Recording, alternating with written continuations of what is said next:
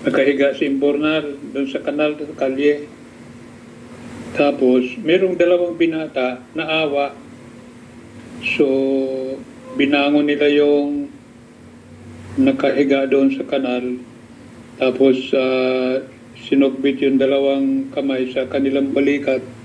At naglibot-libot sila doon sa street namin. Bawat bahay, kinakatok nila. Tinatanong ko yung mamang na kahiga sa kanal ay doon sa kanila nakatira. Hindi naman, wala naman. Ilang bahay na yung nilapitan. Ngayon, nung dumating sa bahay namin, yung nanay ko, hindi na nagtanong. Sabi ng nanay, ay papasukin niyo, ipasok niyo po rito, ipasok niyo. So, pinasok nga nila yung yung dalawang binata.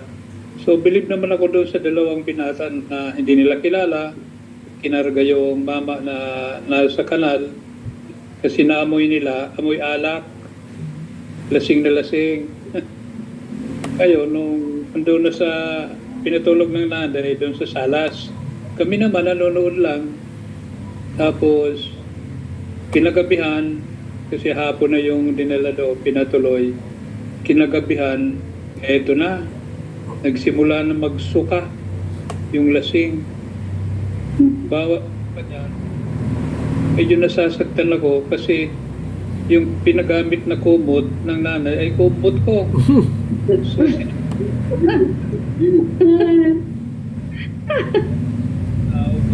kami. Yung lasing, nahimasmasa na, nagkikting siya mga 5 o'clock in the morning.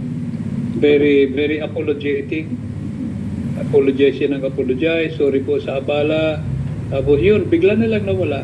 Hindi na namin lamang kung sino yun, saan nakatira.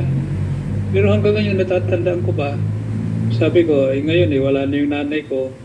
I'm sure, isa sa mga kayamanan niya, yung ginawa niya doon sa lasing, nasuka ng suka sa buong gabi.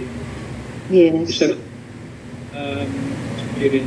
Yung pangalawa naman, yung nawala kami, nagdadrive ako sa Roma, nawala ako. Pero mayroong isang binata, nakatingin sa akin, sinabi ko, nawawala kami, isa ba papunta doon sa wala pang Waze noon, wala pang cellphone. Sabi ng binata, ay very easy, sabi niya, sundan niyo lang ako, kasi may sasakyan din siya. So sinundan namin tapos na dumating kami sa lugar namin, lumabas lang yung kamay niya sa bintana, nagpumaypay, tapos nawala na siya. Hanggang ngayon naalala ko pa rin yun. At tuwing naalala ko, pinagdarasal ko yung binatang yun, at saka yung dalawang binata na nagbuhat doon sa lasing. Pati na rin yung lasing, pinagdarasal ko. Hanggang ngayon kasi very memorable mga ganoong mga pangyayari. End of sharing.